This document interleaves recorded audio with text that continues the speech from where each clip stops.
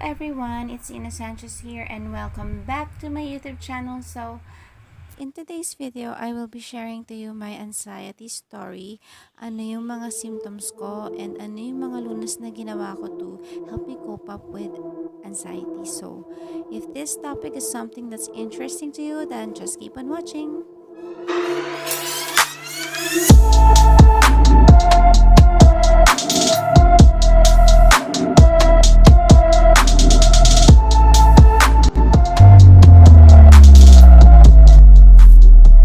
So, alam ko marami sa atin yung nakakaramdam ng ganito. Lalo na this past few months na merong pandemic, hindi tayo makalabas ng bahay, naka-cage tayo sa bahay.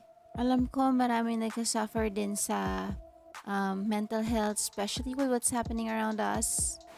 And naisipan ko na ba kayong experience ko about it, makatulong. Mga taong nangangailangan din ngayon ng clarity of the mind. Kung ano ba yung na-experience nila. So before I go with the things that I do, let me first remind you that your feelings are valid. It's okay to cry. It's okay to feel sad. It's okay to be unproductive. Lahat yun ayos lang. And we are in a situation right now na hindi talaga madali, both physically and mentally. So, isi-share ko sa inyo yung mga bagay na ginawa ko and hope na makatulong to sa inyo. A lot of us are really struggling with our mental health, and hopefully, itong isi-share ko sa inyo na natutunan ko from my psychology as a course na tinake ko and sa mga friends na nilapitan ko, sa mga doctors, therapists, hopefully makatulong to sa inyo. You have to acknowledge what you're feeling.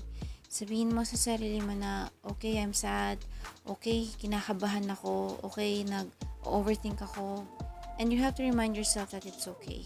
Because once you acknowledge your feelings, it will be easier for you to address those feelings. Before, when I didn't know how to address my feelings, lagi ko siyang pinipigilan. So, ang nangyayari sa kakapigil ko, lumalala siya ng lumalala.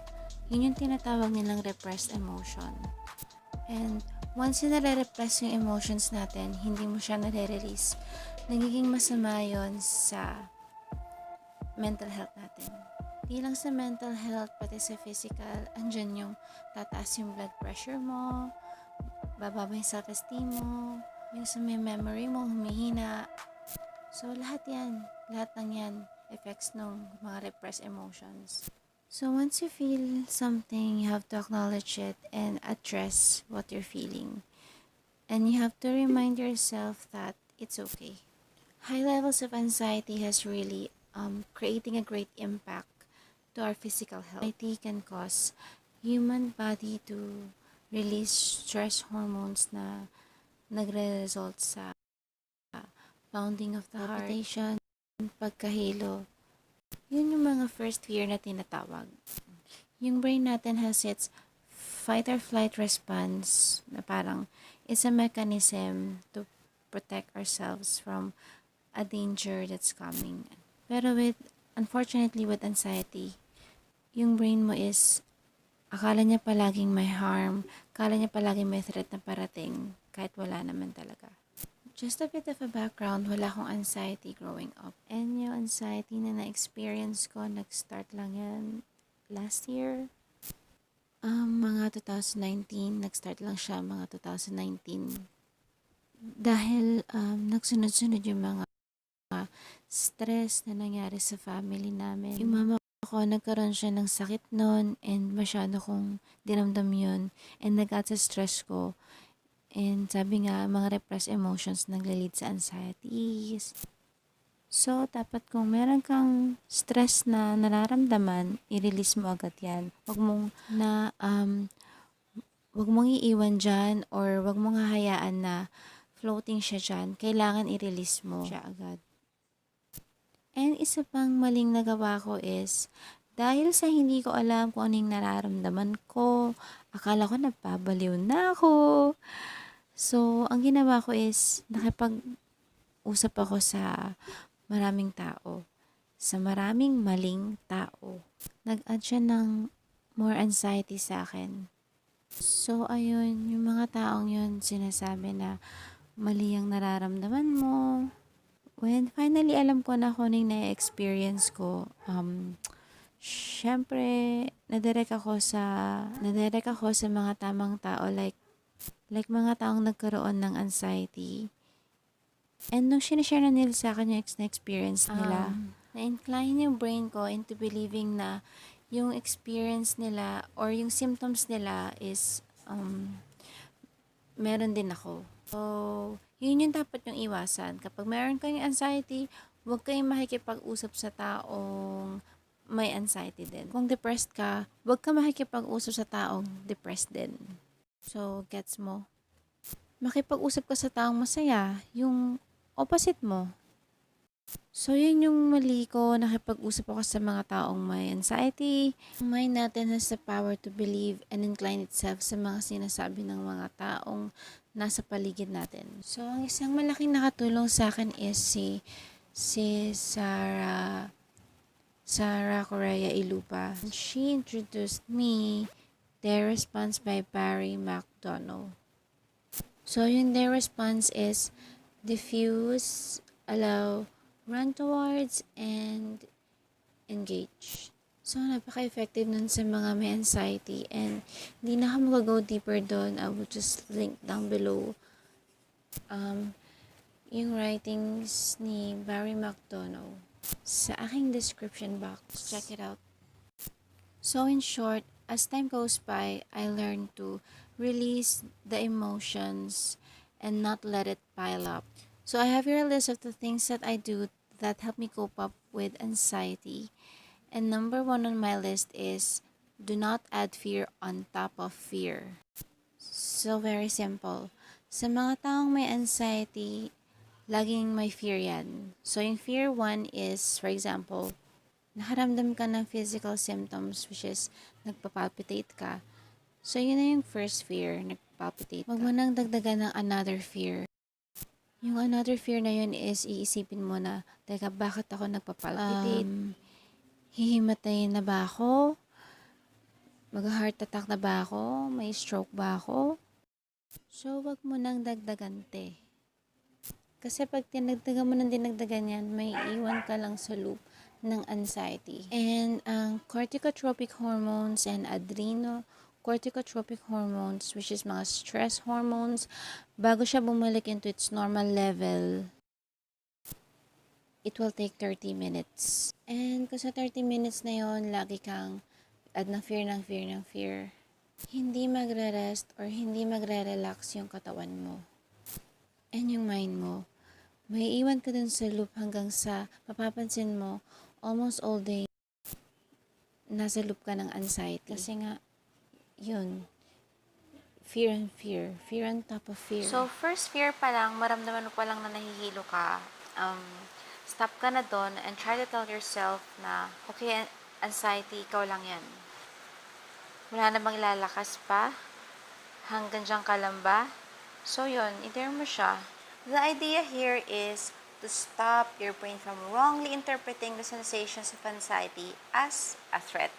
And instead, trick your anxious mind into an excited state. Same as like when you're riding a roller coaster, di ba? You feel excited. It's a trick na tinuturo natin sa brain natin na hindi siya dapat matakot. Na parang nire-reward mo yung brain mo over something na nakalimutan niya na. There are many techniques that a person can do to activate the parasympathetic nervous system. Spend time sa nature. The nature has negative ions, and negative ions elevates the mood, makes you feel refreshed and happy.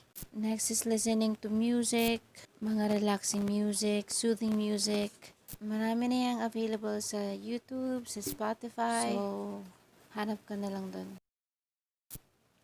Also, another thing that I do is, nanonood ako ng mga funny movies.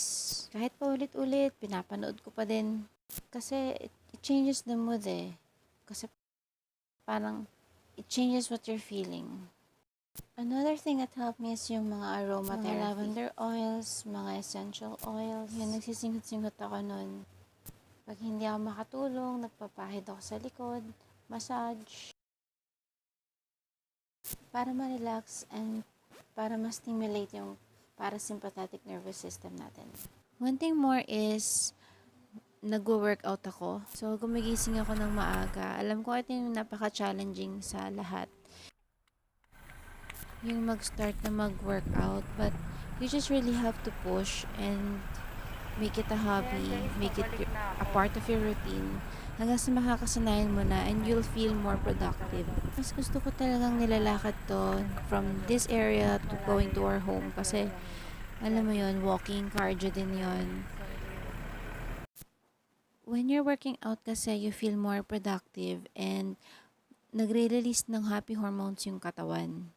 And kasi yung sa may anxiety, masyado kang maraming energy and the best way to release it is through exercise. Another thing that you can do is write down your feelings. Kung meron kang nararamdaman na negative feelings and hindi ka talker, write it down. Lahat, write it down. And after you write it down, try to reflect kung bakit mo naisulat yun. Then just crumple the paper and delete. Tapon mo na. Parang release lang siya talaga. And pag hindi ka naman writer and talker ka talaga, hanap ka ng tao na mapagkakatiwalaan mo, na hindi ka i-judge sa nararamdaman mo. Ako, what I did was, I talked to strangers. Kasi parang yung attention mo, pag may anxiety ka, yung attention mo is sa taong hindi mo kalala. Parang mas makikinig ka kung anong sinasabi, blah blah blah. So when you're doing something, be mindful and focus your attention on it. Especially pag suddenly nakaramdam ka ng anxiety, use your senses. For example, naghugas ka ng pinggan, feel the water, feel the flow of the water. Ano yung texture ng plato? What else? Yung pang-amoy mo. Ano ba yung naamoy mo? That way, nadadivert mo yung attention mo from fear to something that's in the present moment. So, with my insomnia naman, what helped me was the 4-7-8 breathing. Ito, ituturo ko sa inyo. 1, 2, 3, 4, inhale. Inhale, 1, 2, 3, 4. Hold your breath for 7 counts and then release slowly for 8 counts. Until you feel better, until you feel relaxed. So, kung hindi ka pa rin makatulog, you have to get out of the bed and go somewhere else in the house and just read a book or do something relaxing. And just go back to your bed when you feel sleepy na rin para hindi ma-associate ng brain mo yung bedroom as a time to be stressed.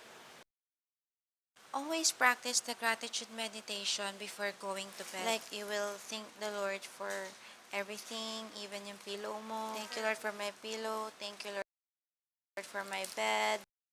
Whatever, basta just be thankful for everything. It makes you feel better. Parang, alam mo yun, it gives you a clean mind, a clean heart, and a relaxed body and mind. Signaling your body to sleep. This will help signal your body to sleep. If hindi na talaga kaya, you have to seek professional help. It doesn't make you less of a person if you see a doctor. So, ayun, they can help by prescribing medication. Always remember that our mind is a magnet, so if you think blessings, you will attract blessings. If you think of problems, you will attract problems. So you have to choose to be positive at all times, although of course negativity is just there kasi it's a balancing. But would you rather think negative, or would you rather stay on the negative side? When you truly be more productive and prosper when you're on the positive side, mga positivity. So you always have the choice and we can always choose what our destinations will be like. Thank you for watching, guys. Hope with the little amount of time that I have shared with you my anxiety story, hope nakatulong ako. And on my next one, I promise that mas okay na ako na mag-share ng as in detailed story of my anxiety. But But at least, di ba, I tried to share some tips kung paano ko makapag-cope up. So, yun. Have a good one and don't forget to like and subscribe.